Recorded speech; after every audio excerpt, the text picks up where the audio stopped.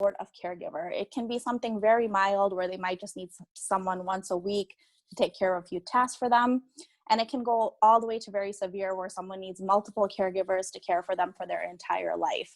So if you're thinking that 25% have a disability, many, many more people in the millions are in the caregiver category. And those caregivers, they need help, they need support, and that's what we're here for. So let's go on to see the next statistic. 1 in 3 Americans with disabilities don't have health care, and 1 in 3 Americans with disabilities have a job. So here you see a big financial discrepancy. You see medical bills piling up, you see cost of living bills piling up, and that is stressful for the person with a disability, but that also causes a lot of stress and anxiety for their caregiver, who is, you know, a lot of times financially supporting them as well.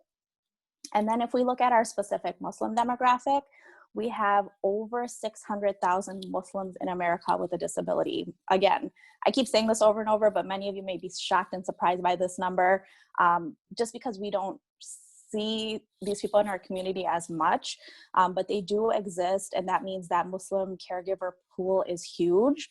And remember, we want to strengthen our community. We want to support these people, need support emotionally, financially, spiritually. I'm not going to even hit all of the categories, but that's what we're here to talk about, is like, how do we support these caregivers?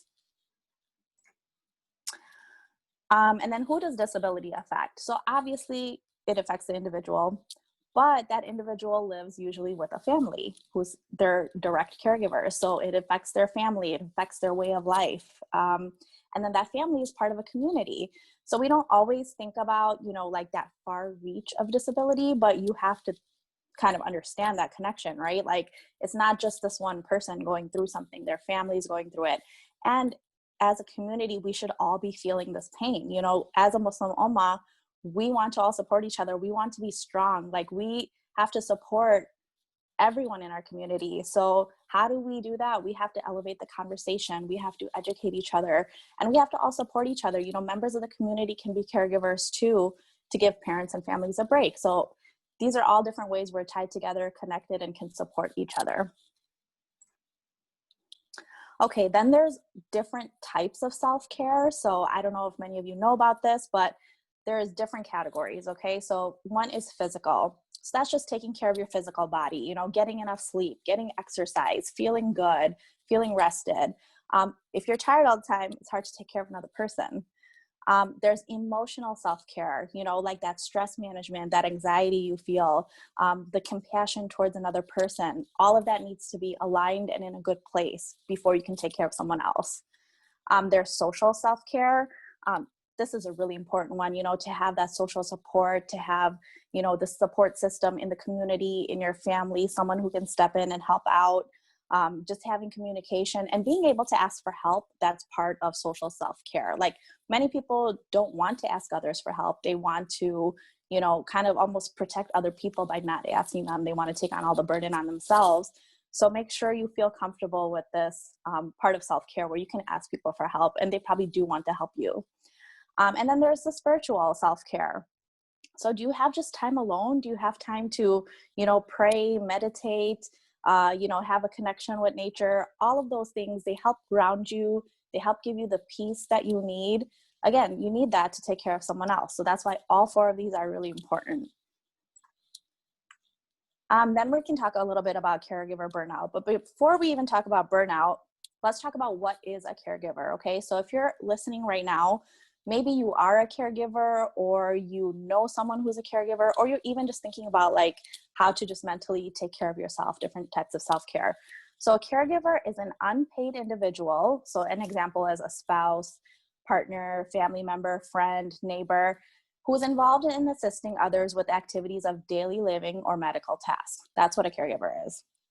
Caregiver burnout, when you're not getting enough help, or you're not addressing all those 4 types of self-care that I talked about in the previous slide, can lead to many of these feelings that are listed on the slide, like stress, anxiety, fatigue. All of these things are really valid feelings that a lot of caregivers feel. I mean, these are very real, I can tell you. So this is what we want to avoid, right? Like, we want to do the 4 types of self-care in the previous slide, so we avoid getting to the stage of caregiver burnout. Okay, so I'm going to get ready to move into the panel discussion now. So remember that if you have any questions or comments, put them in the chat box, and I'm going to try to get to them as much as I possibly can. And this is that resource slide that I had promised you. So if you have a phone with you, go ahead and take a picture of this. If you have a pencil, jot something down. This actually will be emailed to all the registered participants, and I will put it up again at the very end of our talk. So if you didn't get to see the whole thing, don't worry about it. Just go ahead and I'll give you a second to go ahead and grab a picture of that now. We have Project Taqwa on here, Khalil Center. So these are counseling resources, things like that, support resources that can help caregivers and who are feeling that burnout feeling. And remember to stay safe, stay healthy, and most importantly, stay sane. And if you cannot, ask us for help. That's why we're here. Okay, so I'm just going to start with some introductions for our panelists. I'll just quickly introduce myself first. I'm Hana Khan. I am the operations manager at MUHSEN, and as I mentioned, we are a nonprofit organization who supports our brothers and sisters with special needs across the country. We are nationwide, and we do that through education, weekend school programs, and different kind of awareness, youth training. We also have support groups for caregivers. So if you are a caregiver of someone with a disability, please go to our website, muhsen.org, and you can join one of our support groups. And besides that, I am also a mother to a child with autism. So I am a caregiver. I'm a full-time caregiver. So I can certainly relate to many of these items that we're going to talk about today, and I can give my perspective on that as well. And that being said, I will pass it off to MUHSEN's spiritual lead, Shaykh Tariq, if you can tell us a little bit about yourself. Assalamu alaikum wa rahmatullahi wa barakatuh. It is a pleasure to be here with each and every single one of you. My name is Tariq Musleh. I am a youth director and associate imam at the Mecca Center in Willowbrook, Illinois. But beyond that, I've also had the pleasure of working with MUHSEN, leading Umrah groups, having the honor of speaking at some of the conventions that we have for the Muslim community. But most importantly, I've had the opportunity to serve people with special needs and their families. I am a hardcore Starbucks addict. It's a problem. I have to have my coffee every day. So Ramadan is a challenge. I also have family members with special needs, and they are, subhanAllah, some of the greatest inspirations in my life, them and their caregivers. So I'm excited to be here with you and happy to be a part of this discussion, inshallah ta'ala. Thank you so much, Shaykh Tariq. We also have with us today a marriage and family therapist, Sister Masumeh. Sister Masumeh, do you want to go ahead and tell us a little bit about yourself? Yeah, assalamu alaikum. I'm really happy to be joining this conversation. It's a really important conversation.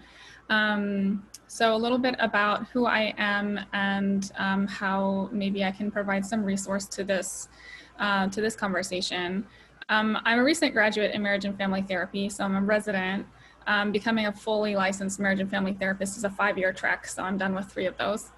But I've actually been working with families with disability from various perspectives and roles for about 20 years as a behavior therapist and as an educational interventionist and as a community-based crisis interventionist. So I've understood or come to understand disability from a lot of different angles as a mental health worker. But also I have some personal intersections with disability, both with my family and my personal life. So I understand it from the inside out as well. In my graduate studies, my thesis was a qualitative research, interviewing parents and emerging adult children with disability about their experience in the launching stage of the family life cycle.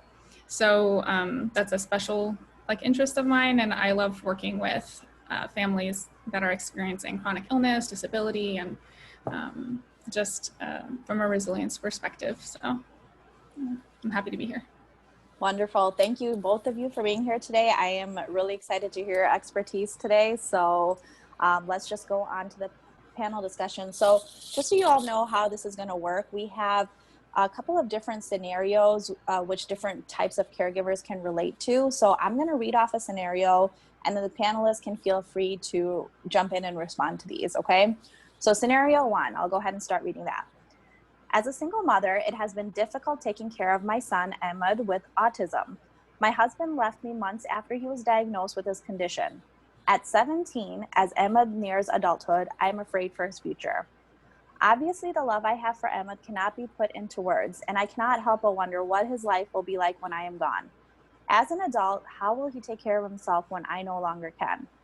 Because of this fear, I secretly desire him to pass away before me, not being able to bear the idea of Ahmed being left alone. How can I overcome this fear and come to terms with this realistically, emotionally?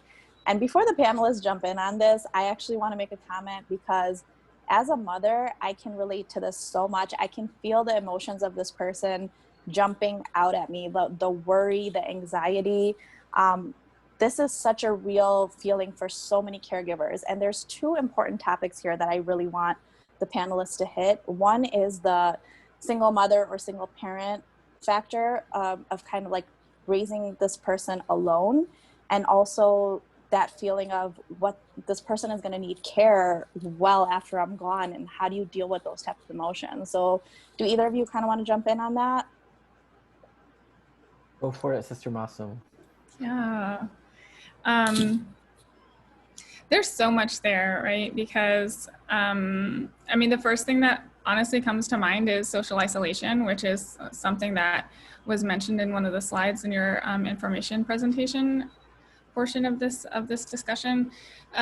It's unfortunate that the people who need the most support in our society often receive the least. And part of that is society not knowing how to relate to them. We have a lot of like dominant social narratives around what a typical body is, what a typical life looks like, what typical launching looks like. And it's quite, it's not even the majority of people who have that scenario, because if you look at statistically in America, actually more than half of adults have some kind of chronic illness. So I think there's a lot of myth busting that needs to go on in terms of how we understand health and relate to each other over health issues. But for this single mom, the single moms in my study were by far much more experienced much more caregiver strain than the mothers who were partnered. And part of it is that they don't have their partner's support for themselves. So even though they might, like a single mom and a mom who's partnered might both be giving the same kind of care, they might both be full-time work and also full-time caregivers. But at the end of the day, the single mom doesn't have anybody patting her on the back and saying, you did such a wonderful job, even though the house was a wreck, even though the kid had a tantrum, even though so many things, you are doing such a wonderful job. The single mom just doesn't get that reassurance and that emotional support for herself from her partner. Whereas the mom who's partnered, generally at the end of the day, there's somebody saying, thank God you did this. And I could go to work and I could do this and I could do that. And I could come home and pitch in as much as I could, but like, thank you for keeping this ship floating. And so they don't really, there's a huge difference in social support just in terms of not having a partner, not having a life partner.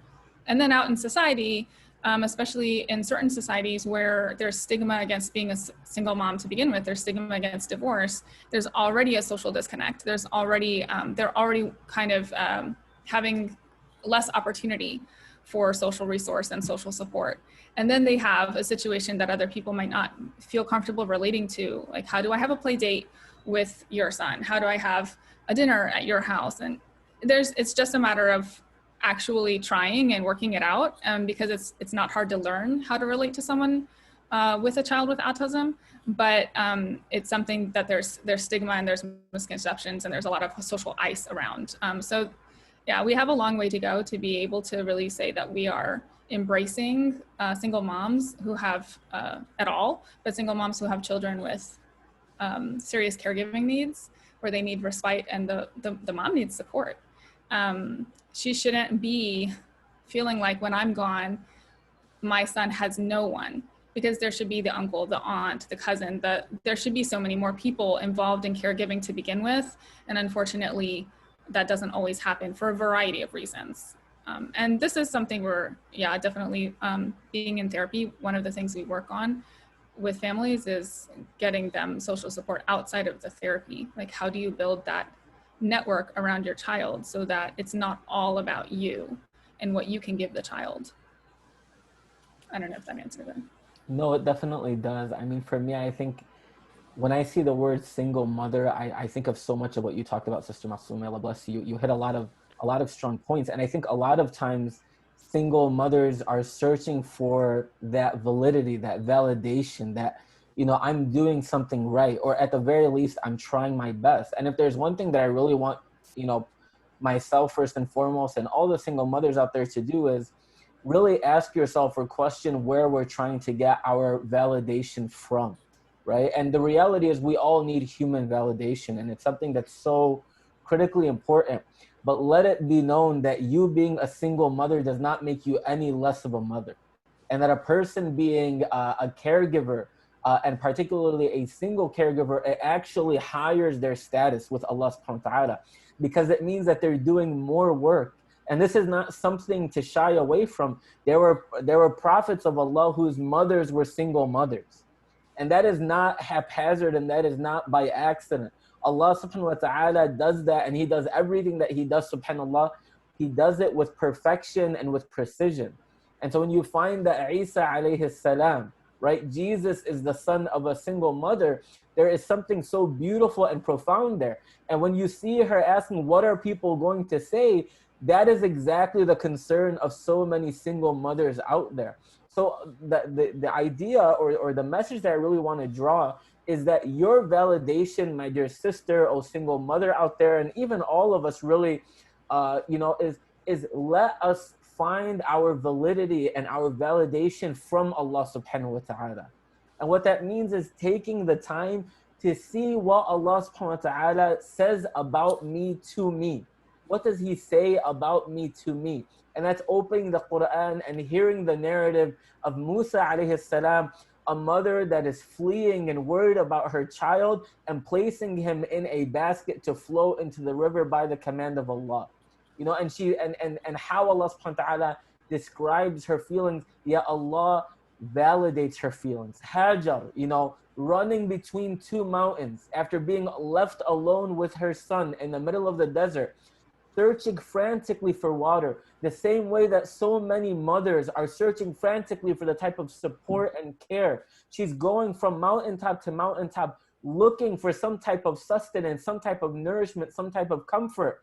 And Allah subhanahu wa ta'ala gives the water of Zamzam that we continue to drink from till today. This is Allah's care for mothers. This is Allah's care for parents that are trying to support their children with special needs. So the last point, so number one is, let us contextualize where we get our validity from. And number two is with this concern of, you know, subhanAllah, if there's one thing that I observed, Sister Hana and Sister Masumeh, about you know, people with special needs and their families, is that they have the courage and the bravery and the audacity to think beyond the norms. So you'll find them saying, you know, how is my child gonna take care of themselves after my death? You know, thinking about their own death in such a real way, in such a raw way. And so the point that I want to draw there is that the same Allah who brought them to you, the same Allah subhanahu wa ta'ala that instilled within you the strength, that when you say, I'm about to give up on myself, I have no more energy, I have no more resources, I don't know how I'm going to get by, I don't know how I'm going to get them to school. And Allah subhanahu wa ta'ala opens doors of hope that you never imagined where they could come from. That same Allah subhanahu wa ta'ala will open doors at that time. So it's about finding avenues of hope. And there are so many avenues of hope. This conversation right here is an avenue of hope provided to us by Allah subhanahu wa ta'ala. Organizations like Project Taqwa, organizations like MUHSEN, individuals like Sister Hana and Sister Masumeh, people like the ones that are in this group, these are avenues of hope that Allah subhanahu wa ta'ala gives to us. So rather than looking so far ahead where you cannot see the light, look for the light that Allah has surrounded you with today. And know that just as Allah has given you avenues of light and hope today, that Allah subhanahu wa ta'ala will provide those for you. So sometimes the greatest way to overcome that fear is to find the hope that exists within you today, and to know that the same one that provided you that hope today will give it to you in the future. We ask Allah subhanahu wa ta'ala to give comfort and strength and resilience, like Sister Masumeh mentioned, to all of the single mothers that are out there, inshallah ta'ala. Okay, Shaykh Tariq, that gave me chills. That was an amazing answer. I mean, just even the example of the mothers, I mean, I could really relate to a lot of those emotions that they were going through. And as a person who certainly, you know, thinks about my own death in such a real way, like you said, I mean, that really is such a great response, because there are times I just think like, oh my gosh, I'm so tired. I'm like just done with this life. And at the same time, I need to live to like 120. So thank you for that answer. That is really, you know, hit the nail on the head. So, okay. So shall we go on to the next one, or did you guys have any other comments on this? Go for it. There's all a right. lot more. There is more. Okay. So scenario number 2, Asad has 2 children with special needs. His son has autism and his daughter has dyslexia. During COVID, it has been hard to manage both of their online schoolwork and making sure they do not regress. Asad feels like he is their new teacher. He spends all day teaching them and all night prepping for the next day. He has no time to do anything for himself, and it is a lot to manage both of their different work. How can he manage his own time and the kids' work? And I'd love to hear the answer on this, because I'm actually going through this exact scenario too. So we just started our e-learning this week, and I have 2 kids at 2 very different levels, and I work full time from home. So we're teachers, we're employees. So yeah, how do we navigate something like this? Does anyone want to jump in? Yeah, that's tough, right?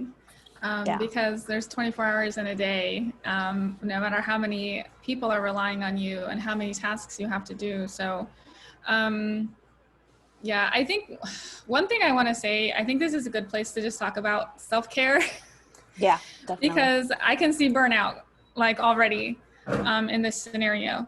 And once you burn out, like you start to have your own health problems. You start to become emotionally unavailable to the very people that you're trying to prioritize.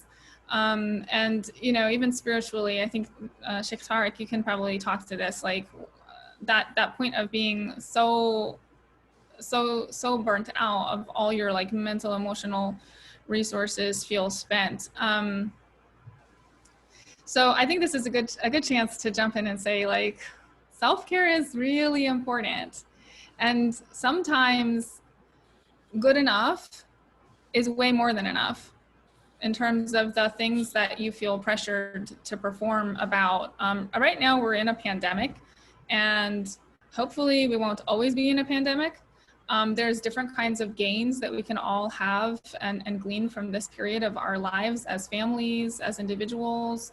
It's not going to look the same as if we are not in a pandemic, and we shouldn't have those kinds of expectations of ourselves that that I will see no regression in my children with special needs. I will do all their all their educational prep, and it will just keep flowing as if you're not also in a pandemic, as if you haven't just lost all this, like most of the structure and resources from your lives and your child's lives.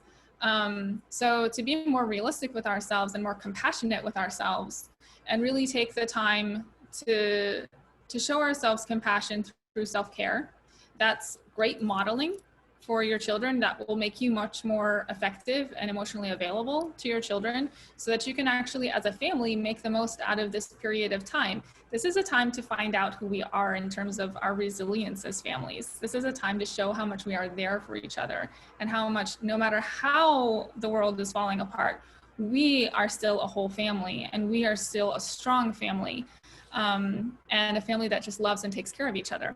Whether that looks like amazing educational gains or no educational gains. The most important thing right now is that feeling of wholeness as a family, that feeling of connection as a family, that feeling of compassion for yourself and your children, to get through this crisis, this pandemic. So just to kind of like take a lot of that off of yourselves. personally as a mom, like we've homeschooled before and for various reasons, and it looks different. It looks different. Sometimes it looks like today what we learned is how to clean the house together.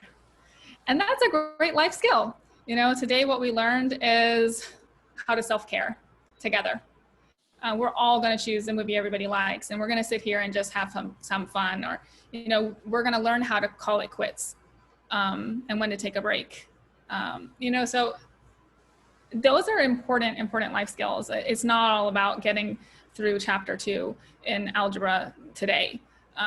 You know, there's bigger things happening. I can't get through chapter 2 of algebra. Yeah. I mean, I think that's such a great point. Like, as a parent, you know, just stop putting all that pressure on yourself. Like, they need to read this chapter, they need to finish this assignment, and they need to like log in at this time. And like you said, just take time to build yourself, build up your other skills. I think this is actually, you know, a great time for that. It's like a time where the world has slowed down. All kids are going to be a little bit, you know, behind, or whatever you want to call it. Like, no one's, you know, doing this great, excellent job of like reading chapter 2 or whatever. So it is a good time to kind of like stop, build up your self-confidence, build up your other skills, so that when it is time to go back to school, you're kind of like ready with like this new, you know, confidence you were able to build in other skills at home. Maybe that's a good way to look at it. I mean, I think also, if I may, I would say that, like, what's interesting is when you study the life of the Prophet Muhammad sallallahu alaihi wasallam, you'll find him practicing self-care, and it's a really, really beautiful sight to see. You find that the Prophet sallallahu alaihi wasallam used to retreat to the cave of Hira even before prophethood, and he would go and he would retreat there and reflect and contemplate and talk to God, observe himself, reflect on his own actions, observe his society, question what they're doing, if it's good, if it's not good. And so you find the greatest of creation that ever lived on this earth taking the time to be alone, to be vulnerable with himself, and to actually process his own emotions and experiences. Brothers and sisters, if the Prophet of Allah needed to do that, then what is it that allows you and I to think that we can get away without doing it? And so this is a prophetic tradition. The ability to just disconnect from our phones, disconnect from our computers, disconnect from our laptops, frankly speaking, disconnect from the people around us for a little bit, set some me time, and just sit alone and be with ourselves and think about what we're going through. If that means taking your heart and pouring it out to Allah subhanahu wa ta'ala. I remember a sister came to me, and she's been the caregiver for her child with special needs for like 2 decades. And she says, I want to talk to Allah, but it takes so much work. I have to make wudu, I have to put on hijab, I have to find my janamas, I have to lay it all out, and then I can make dua. And I'm like, who told you have to do all of that? When Allah talks about how we talk to him and spend time with him in the Quran, he says those who remember Allah standing and sitting, laying on their sides. Like, you can just be laying on your bed and talking to Allah, being alone with yourself, but in the company of God, and processing everything that you're doing. This is something that's so critical. And you know what's beautiful is how it talked about the need, the scenario talked about the need to manage your own time. Brothers and sisters, we are, as one of my teachers said, we are like a well. A well can be a source of water and life to everything around it. But if a well is far too empty, then it can become a hazard for people to fall into.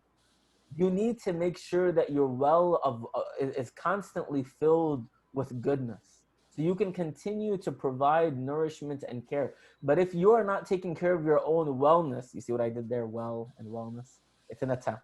It didn't. I like it. Thank you for your approval. But the idea there is, if our wells of self-care are not full, we will not be able to provide that wellness. So taking time to be alone, taking time to go for a walk, taking the time to process our own emotions and experiences, these are things that are so critical. I also want to point out something, if it's okay. I love that this scenario, it talks about a father. It says Asad has 2 children. Our community needs to call out a problem or an issue when it's there, which is that for far too long, fathers have said that they are babysitting their children. instead of just being fathers to their children. And so I love the image that's depicted here, which is that fathers are equally parents to their children. And we have a serious issue when fathers are abandoning their children, distancing themselves from their children, and not being responsible for the care of their children who are typical or those with special needs.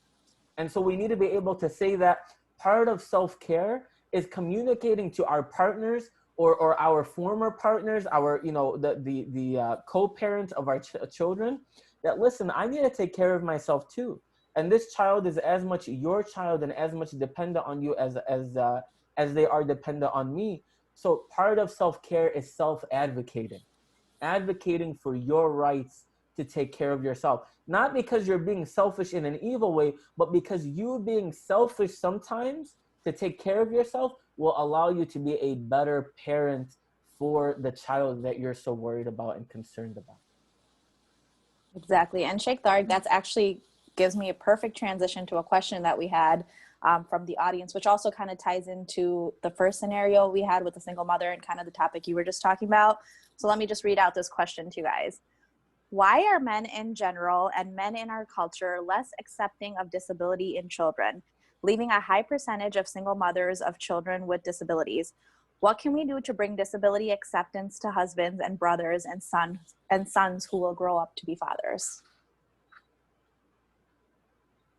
So I think you sort of addressed that a little bit, but yeah, I think we should just expand on that a little bit. Like, how do we get that acceptance from, the male demographic in our culture? Shaykh Tariq, I think this is maybe like a little more.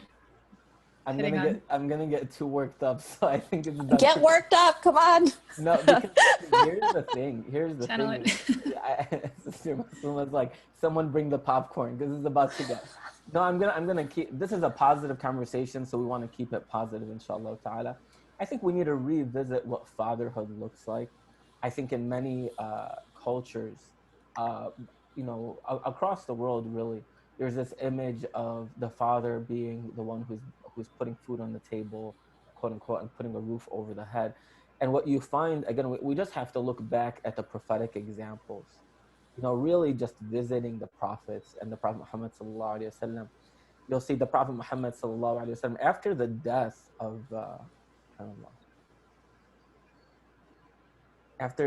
of Khadija, the Prophet sallallahu alaihi wasallam was a single dad taking care of his children. People don't talk about that.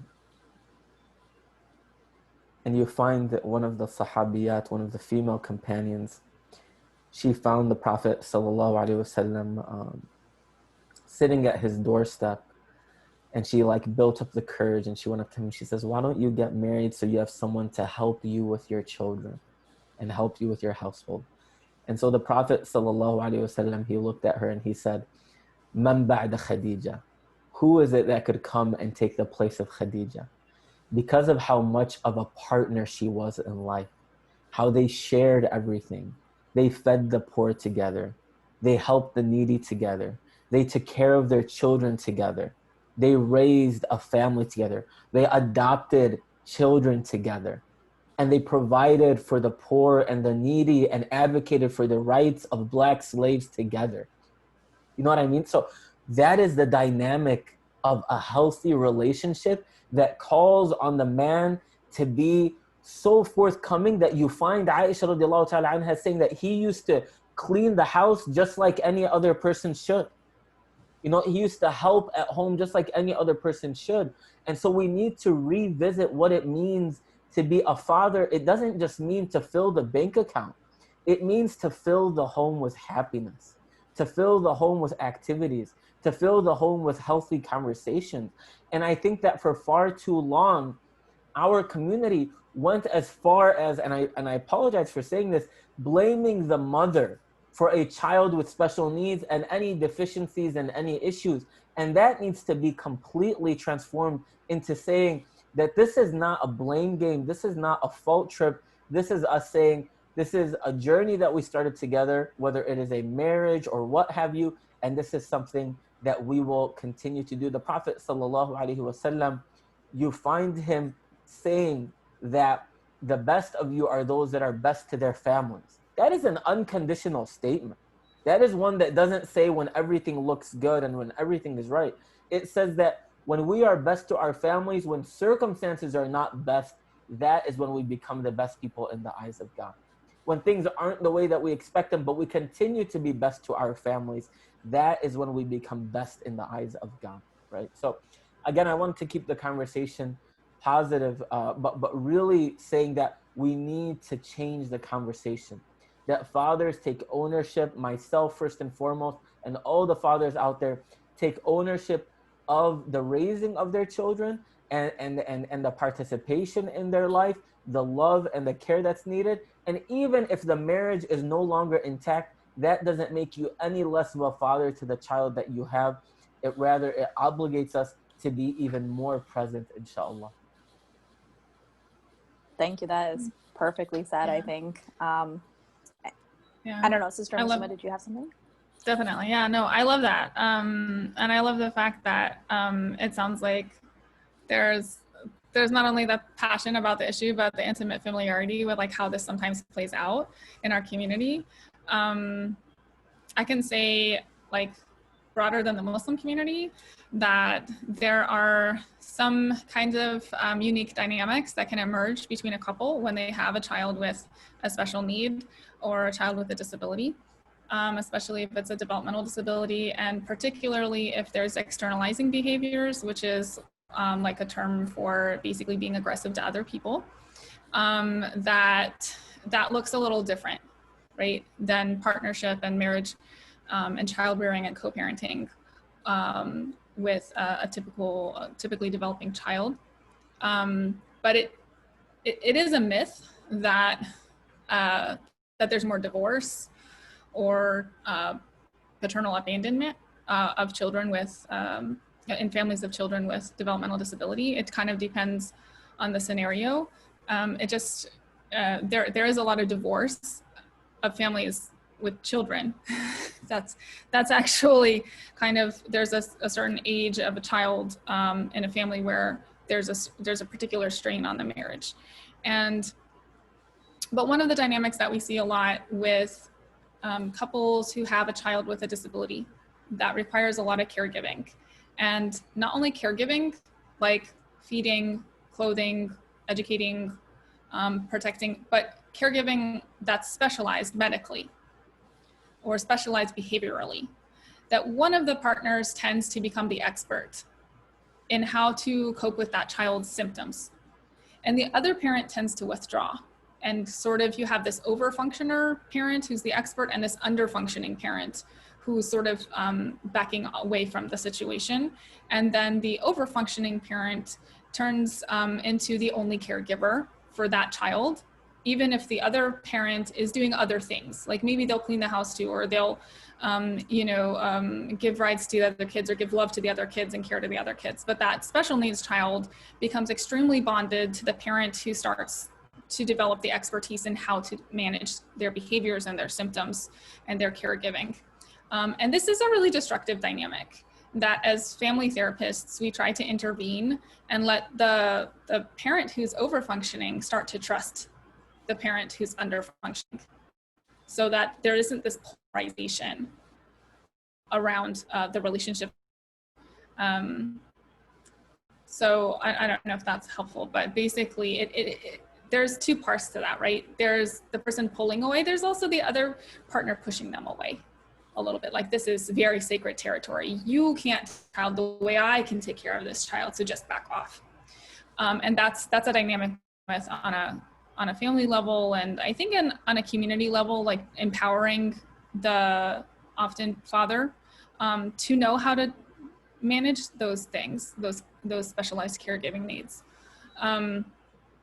Parental involvement, father involvement in child caretaking for children with special needs is inversely related to maternal depression.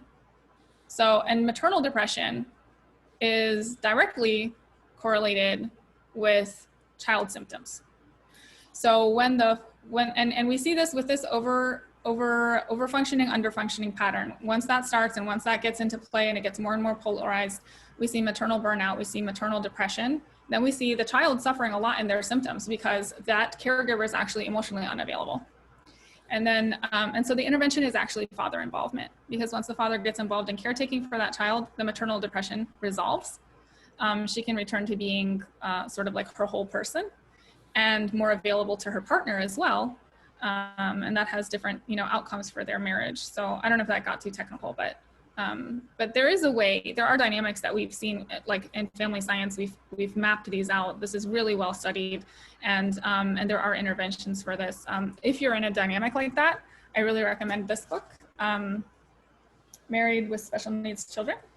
It's based on like hundreds of qualitative interviews, and it's written by a family therapist who specializes in this. So there's a lot of ways to get around these scenarios, these dynamics, and like de-escalate what's happened, and plug back into your family if you're feeling like I can't fix this. And so, I mean, I want to empathize with the fathers too.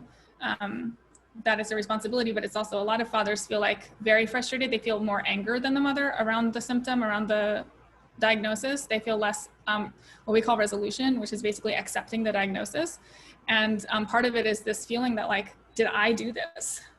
It's a narcissistic wound, right? Like, is this my fault? Is this child's problem because I did a sin? Is this child's problem because I'm not capable of fixing my family? And it's so hard on fathers, right? So, and that it's unspeakable for them to get those words out, to get those feelings out. Well, once they do, you know, their partner can support them, the therapy can support them, and they can work through it. So.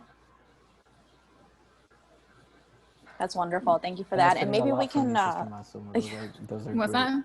So we're benefiting a lot, mashallah. I think that you're absolutely right. I think a lot of fathers back away because they don't, like, you know, I feel like they're typically problem solvers and they find themselves in a predicament that they cannot solve. So Yeah. empathizing with them and then giving them direction as to where to go is something that's so critical.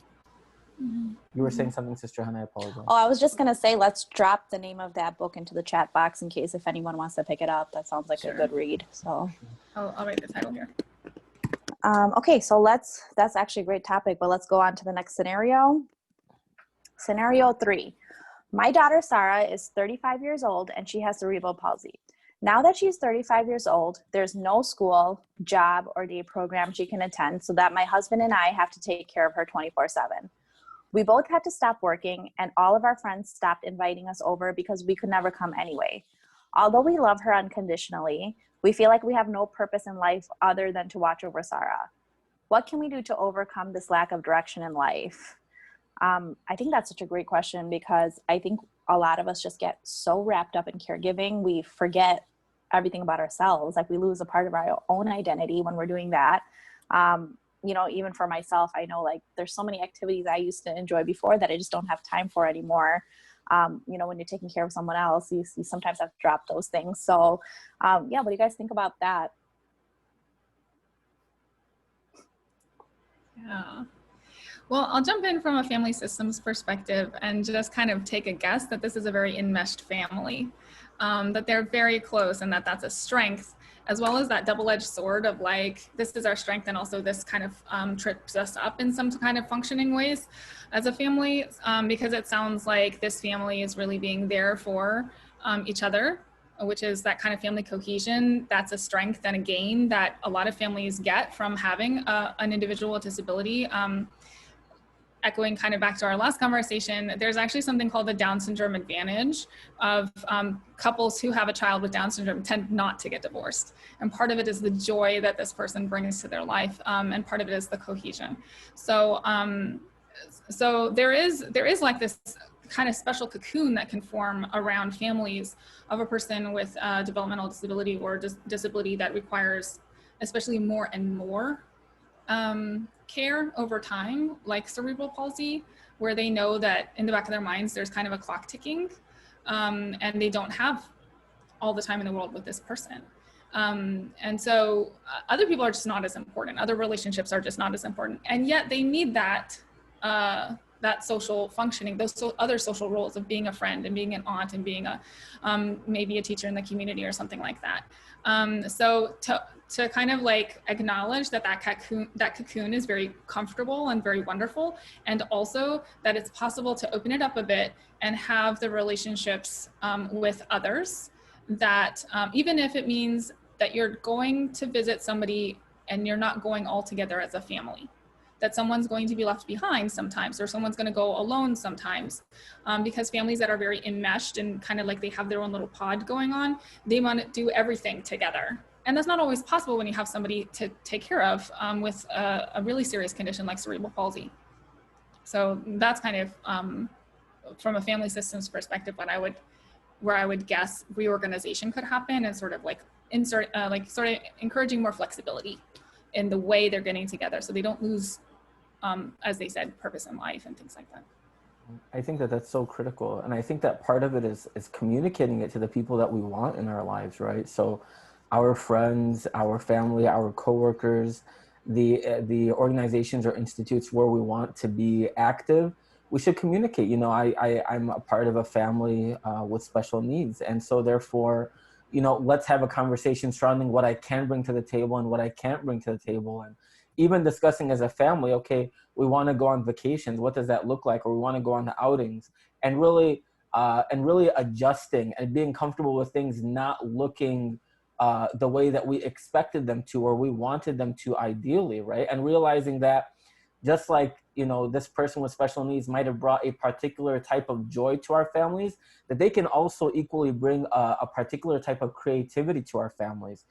Creatively exploring what are different things that we can do that are fun that we would otherwise not do, you know? And so really, you know, thinking outside of the box and being comfortable, being vulnerable with people out there that we want to be a part of our lives. So a lot of times what happens, at least within the Muslim community, Sister Masumeh, is that if families have people with special needs in their in their homes, that they'll kind of begin to step away from their social circles, and they'll slowly close the blinds and close the doors. And not because they don't want to be engaged there, but because oftentimes what we find happening is that our community isn't well aware of those special needs, are not aware of how to accommodate for them. So because of that social awkwardness and that barrier, that ice that you spoke about earlier, the safer thing to do is just to distance ourselves. And so you go from going to a family gathering every month to going every 3 months, to going every 6 months, to going every year, to, hey, if I'm only seeing these people once a year, why is it worth it for me to even connect with them? So what that means is, you know, it's okay, like having conversations like, I have a child with special needs, you have a typical child, how can we have a play date together, like was alluded to earlier? I have a child with special needs, I still want to be a teacher in your institute, how can I actually still balance those two? And feeling the courage really to have those conversations where we can still have our purpose while fulfilling our purpose as a caregiver at the same time, inshallah ta'ala. Yeah, I love that. Like, I love everything you just said, but particularly like creativity. Yeah. Sister Hana, you're a parent with special needs. Child, do you find that that parents kind of sometimes just close the social networks a little bit? For sure, absolutely. Like we are pretty much like a split family. Either I go somewhere or my husband goes somewhere, and we kind of just take turns with that. But other than that, like that play date thing just really is so accurate, because as I meet new people, you know, they ask me, like they want to get our kids together, and they ask me like, well, how old is your kid? And I have to say like, well, he's 8, but he's not really like an 8-year-old, you know what I mean? So it kind of forces you into that conversation, and so you almost just kind of like back away from it, like you don't even want. So then I'll just say like, oh yeah, I just have a 6-year-old, you know. Sometimes I just say that to be easier, because my 6-year-old's typical, and he can you know, look and act like a 6-year-old when they're on a play date. So it's just really awkward. It's like all these other people like, I have an 8-year-old. Oh, you have an 8-year-old. Why don't you bring it? I'm like, oh, you guys know, maybe not really like that, you know? So that is definitely something that pushes me away from being social. And like I said, like it's very hard for us to go anywhere as a family. We really don't do that at all, very much. So yeah, that's very, very accurate. So that being said, I'm going to try to squeeze in one more scenario before we have to wrap up, and maybe you guys can give us some quick responses on this one so that, you know, we can cover as much as possible. So scenario 4, Aisha is 18 years old and she will be starting college this year. Her twin brother Ali also finished high school this year, but he will not be able to attend college like Aisha will because of his intellectual disability. Aisha feels badly that her brother will not have the same opportunities as she does. She decides that she will not be playing basketball this season so that she can be home and spend some more time with Ali. She fears her new college life will take away from her being able to help out with Ali. How can Aisha be a normal college student without guilt while also still caring for her brother? I actually really love this question, and I wanted to get to it because, you know, like I just mentioned, I have 2 boys who are close in age, an 8-year-old with autism and a 6-year-old typical. And I could definitely see something like this being very realistic. I mean, my 6-year-old sacrifices a lot already. You know, and he always, you know, tries to include his brother, and he understands that, you know, So beautiful, that he has to sacrifice a lot sometimes, especially socially. So this is definitely a question I wanted to address. Like, how do you, you know, give the typical child as much of a normalcy as possible while still being part of this very different family? Yeah, I feel like the word normal is very controversial anyway. That's a good one. So, Yeah. so I just kind of throw that word out of my vocabulary for the most part, because it's basically like calling back to some dominant oppressive narratives around what you have to be in the world, and there's not a lot of room for what really exists in the world. If a sibling relationship looks different because one of the siblings functions in a different way in the world, that's okay.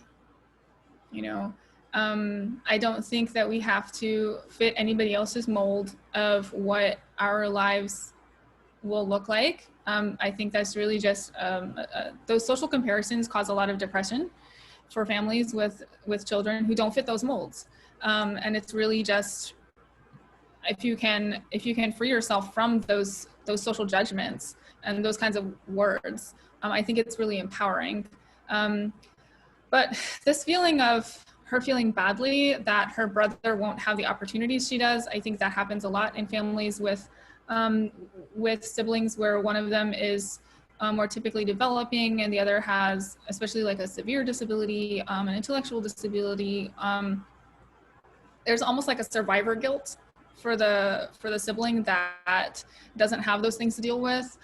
There can be all kinds of reactions, right? Sometimes there's like a real pulling away, like I don't want to be associated with this. I see how the society views this person and I don't want to be associated. But sometimes they really saddle up to that sibling and become a strong advocate in their life, especially younger siblings of children with autism, like your kids.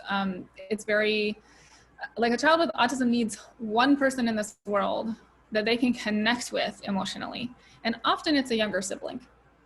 Not usually an older sibling, not usually even necessarily a parent, but a younger sibling, because they have that period of seeing the other person in a nonverbal state. So they can make connections, emotional connections that are very, very powerful, and last a lifetime. And so that is a relationship that's a strength and a resource for both people. I mean, we talk a lot about caregiving. Caregiving is it's a mutually, like, there's mutuality in how that evolves and what that means. And there's a give and take. You get a lot from being a caregiver. You get a lot from being an advocate of somebody with a disability. They give a lot to you as well. And so I don't think this needs to look normal. I don't think this needs to look like anybody else's college experience, but just dealing with those feelings of guilt, or the taking on some kind of sense of shame that doesn't really belong to the relationship, out of feelings of grief, really, or whatever kind of complexity. Like, that's something, as a therapist, there's lots of ways of working with that, but just to like validate that, like, these feelings exist, and you are deserving of the opportunities you have, and your sibling doesn't want you to have less opportunities. and their opportunities are going to look different, and their life is just as worth living as yours. So, you know, I think there's a social narrative to deconstruct around that can really lighten people's hearts around these issues. I love that. I love that. You know, subhanAllah, I just had an image in my mind of Musa alayhi salam. You talked about older brother, little brother. Musa alayhi salam, you know, walking through the desert, sees a light in the distance, and he's given this commandment to go back to Fir'aun, and we hear the famous response of Prophet Musa, and he says, you know, oh Allah, expand for me my chest, Rabbi shrah li sadri wa yassir li amri, oh Allah, make easy for me my affairs, wahlul uqdatan min lisani, and oh Allah, loosen the tying of my tongue. Musa alayhi salam had a speech impediment, and so it was difficult for him to speak, and this was kind of a physical disability that Musa alayhi salam had.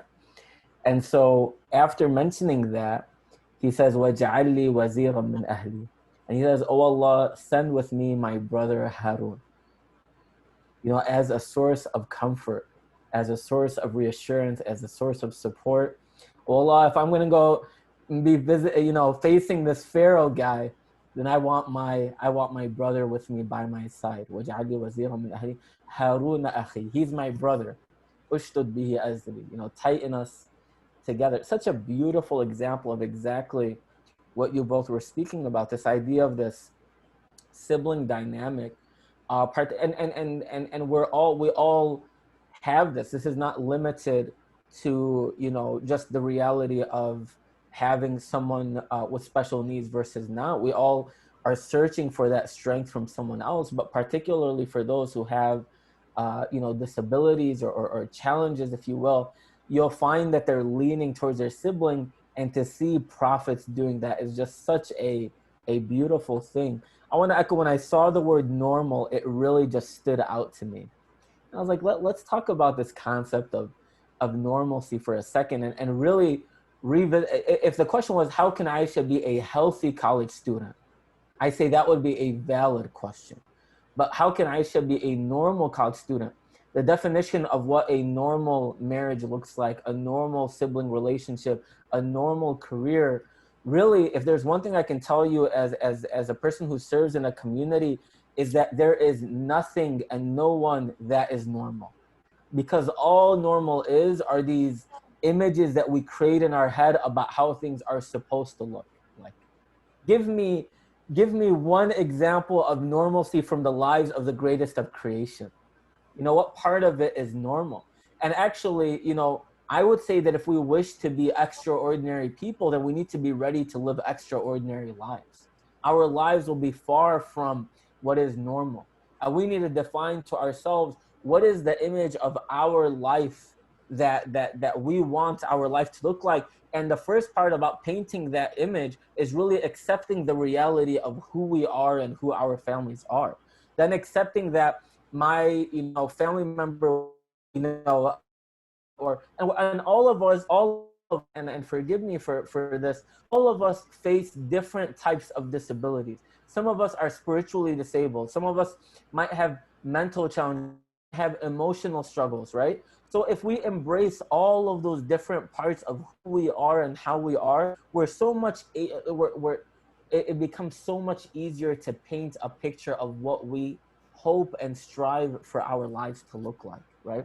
So embracing the quote unquote abnormalities of life, right? The unexpected changes of our lives is the first step to actually loving them and creating a new picture. Not a picture that some social construct drew for us of what our lives look. No, the picture of my life that I drew for myself with the people that I love, you know.